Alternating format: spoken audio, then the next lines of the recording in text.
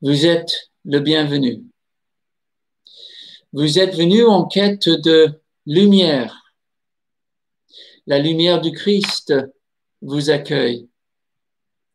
Qu'elle s'élève en vos cœurs et vous unisse à sa clarté. Louez le Seigneur tous les peuples, fêtez-le tous les pays. Alléluia. Écoute, Seigneur, réponds-moi. Je suis pauvre et malheureux, nous dit le psalmiste. Veille sur moi qui suis fidèle, mon Dieu. Sauve ton serviteur qui s'appuie sur toi. Toi qui es bonne et qui pardonne. Tu es plein d'amour envers tous ceux qui t'appellent. Écoute ma prière, Seigneur.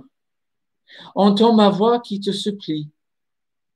Je t'appelle au jour de ma détresse. Toi, Seigneur, tu me réponds. Rien n'est comparable à toi. Rien n'égale tes œuvres. Tu as créé toutes les nations. Elles viendront se prosterner devant toi. Tu es grand et tu fais des merveilles. Montre-moi ton chemin, Seigneur. Je me conduirai suivant ta vérité. Unifie mon cœur pour qu'il craigne ton nom. Amen. Et continuons à psalmodier ce matin avec le chant du psaume 8. Le chant du psaume 8, les strophes 1 à 3. Psaume 8, strophes 1 à 3.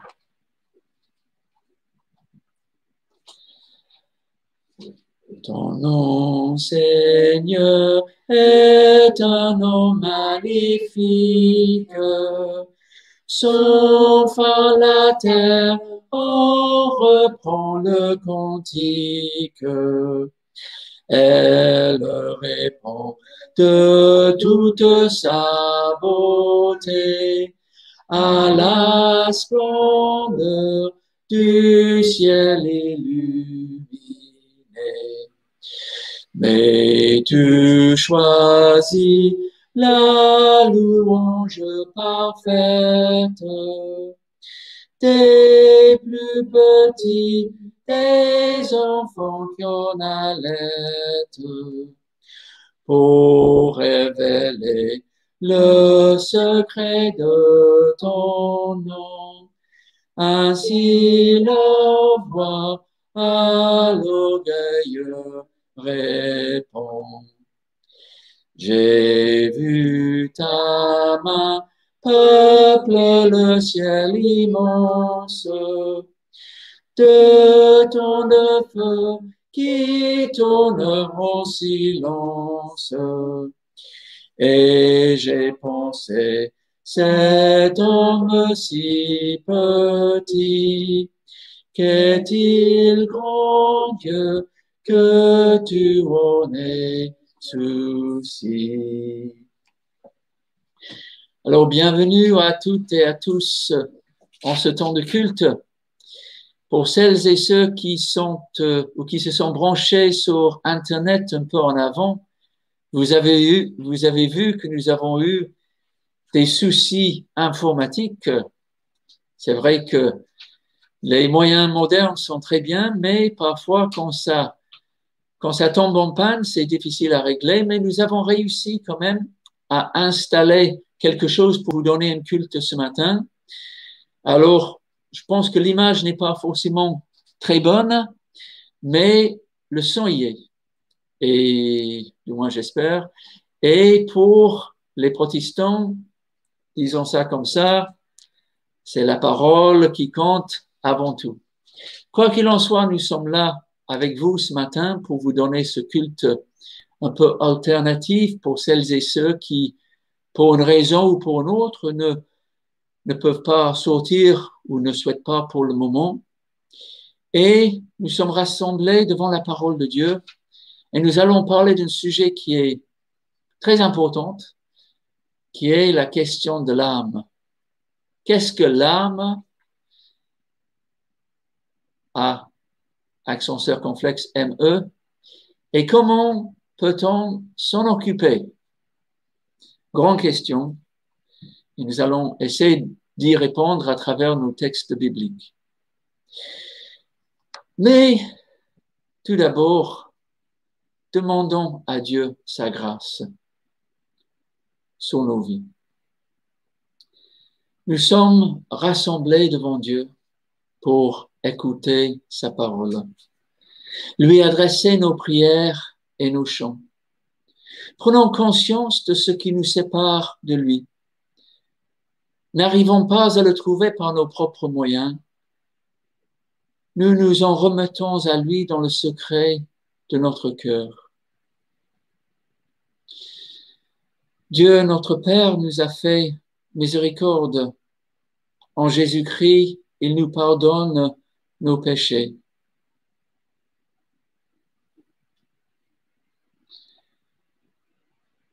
Mes paroles de Seigneur, pour toutes celles et ceux qui ont le cœur fatigué et chargé. Mes bontés pour toi ne sont pas épuisées. Mes compassions ne sont pas achevées. Elles se renouvellent chaque matin. Car inlassable est ma fidélité pour toi. Toi qui es là, chez toi, dans ton salon, dans ta cuisine, dans ta chambre, dans ton jardin. Il est là pour toi. Il ne t'abandonnera jamais. Et avec tous ceux qui mettent leur confiance en Dieu, chantons ensemble sa gloire. Avec le 631, les strophes 1 à 3, 631, les strophes 1 à 3, toi qui disposes.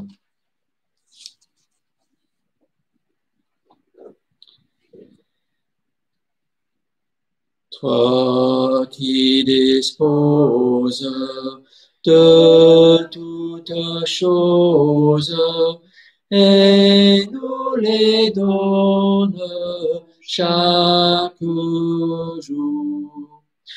Reçois, ô Père, notre prière de reconnaissance et d'amour.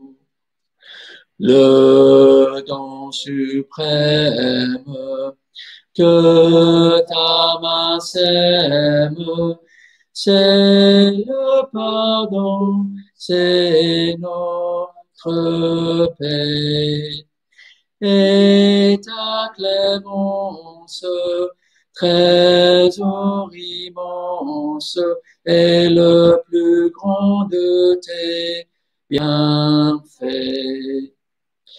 Que par ta grâce, l'instant qui passe, serve à nous rapprocher de toi. Et qu'à chaque heure, vers ta demeure, nos cœurs s'élèvent par la foi. Prions avant de lire les Écritures ce matin. Père de toute miséricorde, tu as envoyé ton Fils Jésus-Christ pour guérir les malades et libérer les opprimés. Fais-nous ressentir pleinement, nous t'en prions, ta présence agissante à nos côtés, tout particulièrement en ces jours de soucis. Par lui qui vit et qui règne avec toi, Père et le Saint-Esprit, un seul Dieu pour les siècles des siècles. Amen.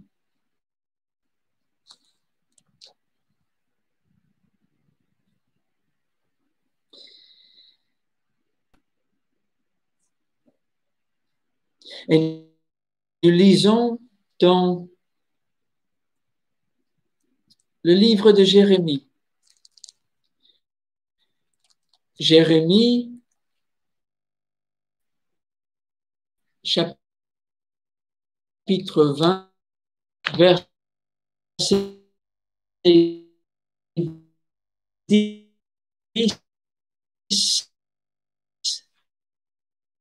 à 13.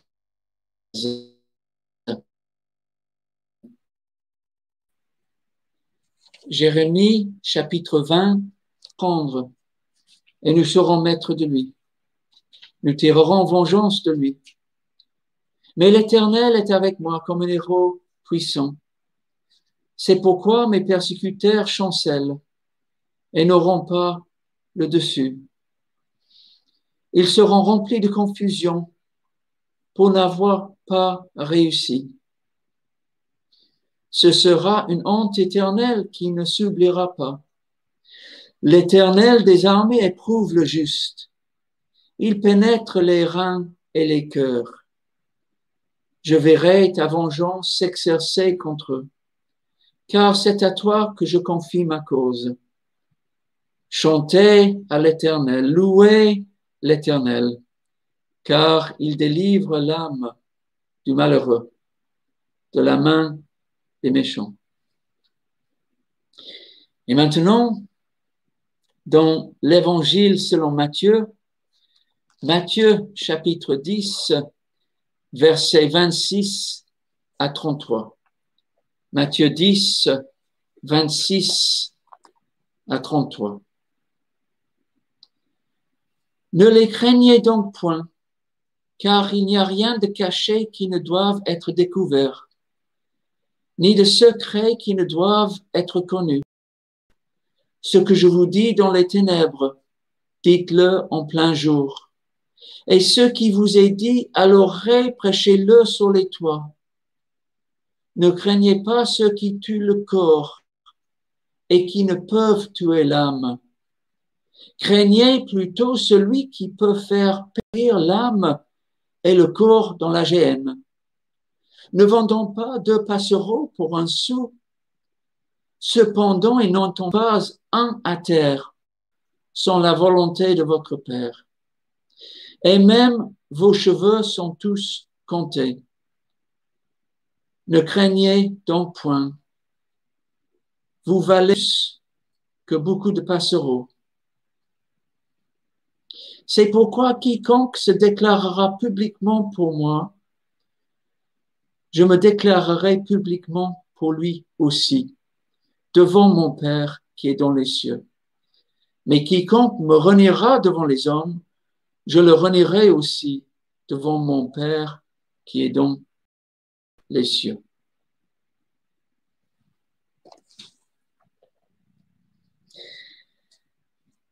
Avant d'écouter une méditation et de l'âme, comme nous l'avons dit, nous allons chanter à nouveau un chant qui vient peut-être des boucles de Seine, de Rouen, puisque les paroles ont été écrites par Pierre Corneille. Pierre Corneille qui habitait juste à côté du temple Saint-Éloi. Et nous chantons la première strophe de ce cantique, le 230, « Oh, parle-moi, Seigneur ». Le 230, « Oh, parle-moi, Seigneur ». Oh, parle-moi, Seigneur, ton serviteur écoute. Je dis ton serviteur, car enfin je le suis.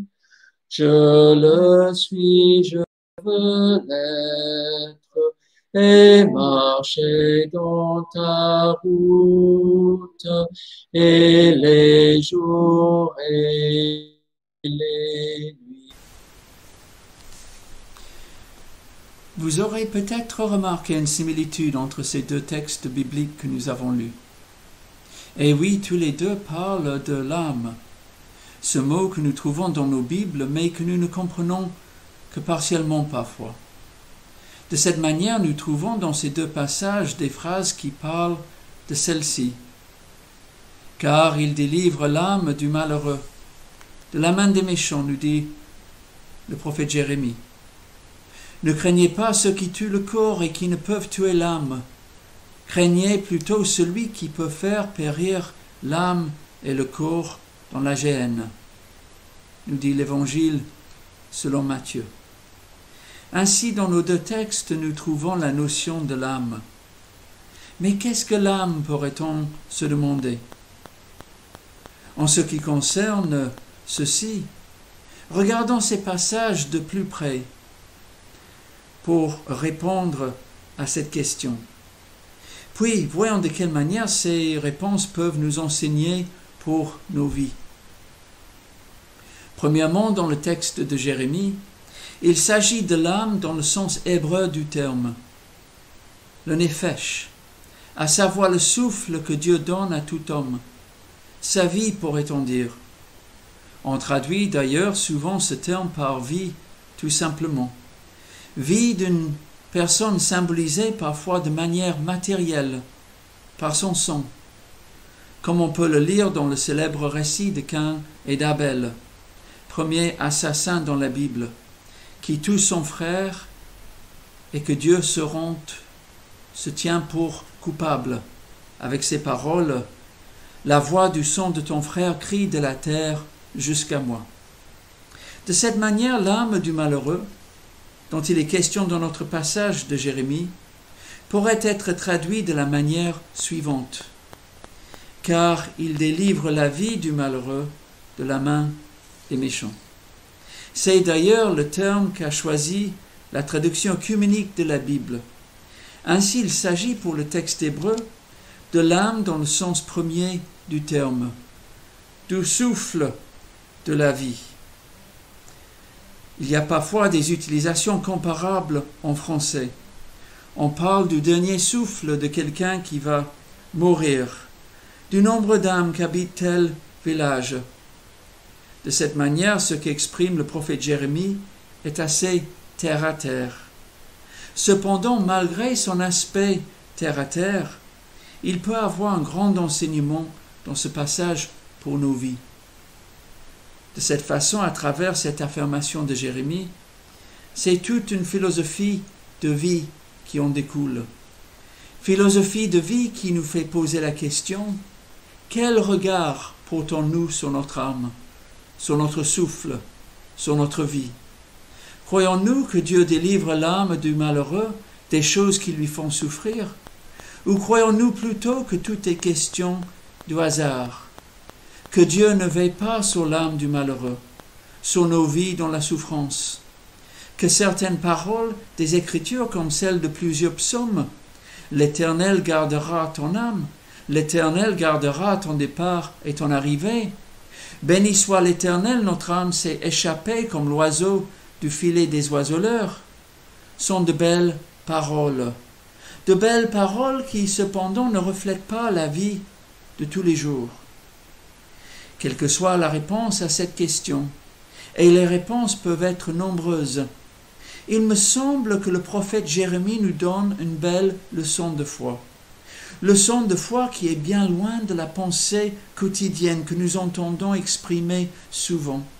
La peur de l'avenir reflétée dans les titres des journaux et des pages d'Internet, où des annonces de malheur se succèdent. Nouveau foyer de Covid-19 en Chine, chômage de masse à venir, menace de nouvelles pandémies.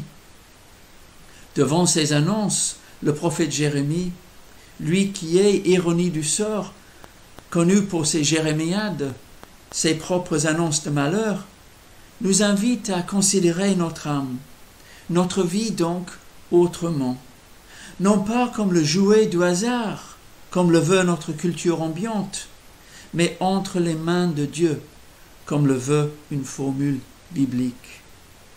Dans notre deuxième texte, celui de l'Évangile selon Matthieu, il est à nouveau question, comme nous l'avons dit, de l'âme. Ne craignez pas ceux qui tuent le corps et qui ne peuvent tuer l'âme. Craignez plutôt celui qui peut faire périr l'âme et le corps dans la géhenne, nous dit le verset 28. Toutefois, cette fois-ci, il ne s'agit pas de la simple conception hébraïque de l'âme, mais il s'agit de la pensée hébraïque exprimée dans la langue grecque, langue dans laquelle on distingue plus distinctement entre le corps et l'âme, entre, si vous voulez, le souffle et le sang. Ainsi, dans ce passage, l'évangéliste Matthieu nous parle d'un Christ qui rappelle à ses auditeurs, des disciples qui risquent la persécution, qu'il vaut mieux souffrir dans son corps que souffrir dans son âme, qu'il vaut mieux perdre son corps que son âme dans la géhenne. La géhenne, ce lieu près de Jérusalem où dans les temps anciens, on faisait des sacrifices d'enfants, lieu devenu image de la perdition la plus totale pour l'Évangile. En ce qui concerne la langue grecque, l'âme, le psyché est le principe vital de toute vie, ce qui perdure quand le corps meurt. Et c'est une conception qui continue souvent aussi dans nos esprits aujourd'hui. Ainsi, nombreux sont ceux qui croient que quand quelqu'un meurt, son âme se trouve tout de suite auprès de Dieu. Notre texte du jour, comme de nombreux autres textes de l'Écriture, peut faire peur, bien sûr. Et oui, perdre son corps fait peur. C'est pourquoi la fin de la vie est quelque chose d'inquiétante pour beaucoup. Toutefois, ce passage nous rappelle l'importance de l'âme, cette partie spirituelle de l'homme qui le reproche de Dieu, Dieu qui est esprit. Et par rapport à ce que nous venons de dire, par rapport aux annonces de malheur pour le monde dont nous parlent les médias tous les jours, je crois que cette annonce de l'Évangile n'a rien perdu de son actualité. Ainsi, plutôt que de s'inquiéter pour demain, pour ce qui arrivera ou n'arrivera pas demain, et rappelons-nous qu'il y en a eu des peurs de l'avenir qui ne se sont pas arrivées. La fin du monde en 1524, 1914, 2000 pour ne nommer que celle-là, la guerre nucléaire aux années 50-60, l'Ebola il y a peu encore. Rappelons-nous que notre seule vraie préoccupation, notre seule vraie crainte, pour reprendre les paroles de l'Évangile, devrait concerner notre âme, la manière dont nous vivons nos vies sous le regard de Dieu. Et cette crainte, contrairement à ce qu'on peut croire, peut nous donner du courage pour l'avenir, comme celui dont parle cette prière d'un pasteur alsacien, Pascal Schneekert. Par ton esprit, Seigneur, dit-il, tu désires mettre en nous le courage de vivre. En toi, il n'y a que tendresse pour chaque femme, chaque homme, chaque enfant de la terre. Ta main droite est posée sur nous en mystérieux geste d'amour, et l'autre main nous relève et nous pousse en avant. Alors, pourquoi aurons-nous peur? En arrivant à la fin de cette méditation sur l'âme, lien invisible entre ces deux passages du jour, rappelons-nous ce que nous nous sommes dit.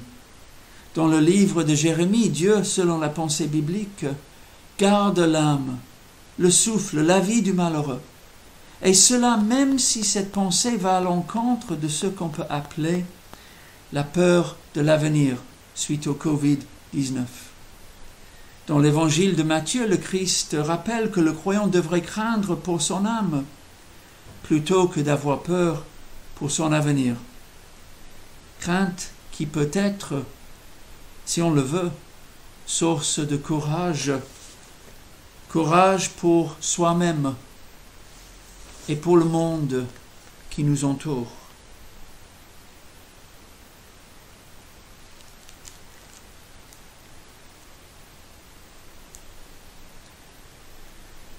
Amen.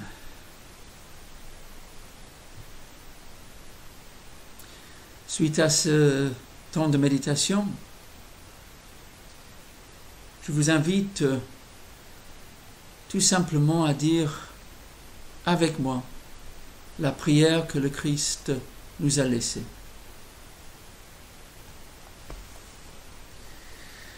Notre Père, qui es aux cieux, que ton nom soit sanctifié, que ton règne vienne, que ta volonté soit faite sur la terre comme au ciel. Donne-nous aujourd'hui notre pain de ce jour. Pardonne-nous nos offenses comme nous pardonnons aussi à ceux qui nous ont offensés. Et ne nous laisse pas entrer en tentation, mais délivre-nous du mal. Car c'est à toi qu'appartiennent le règne, la puissance et la gloire pour les siècles des siècles. Amen.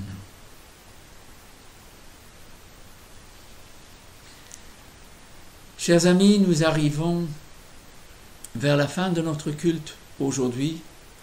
Notre culte qui a été perturbé par des problèmes techniques. Quoi qu'il en soit, c'est le moment de l'offrande. Vous pouvez toujours faire un virement à la paroisse et les coordonnées se trouvent dans le lien fraternel, le journal de la paroisse, si vous le souhaitez. Ou bien vous pouvez mettre de côté une petite somme que vous mettrez dans une bourse ou dans un panier et que vous amènerez au temple la prochaine fois que vous viendrez au culte. Il y aura culte dimanche prochain à 10h30 au temple Saint-Éloi et culte aussi sur cette chaîne de YouTube à 10h30, Dieu voulant. Je dis Dieu voulant par rapport aux problèmes techniques que nous avons eus. Chers amis, recevez la bénédiction du Seigneur. La bénédiction du Seigneur qui est courage pour vos vies. Courage comme celui dont nous avons parlé à travers la notion d'âme dans l'Évangile et dans le livre de Jérémie. Que le Seigneur te bénisse et te garde.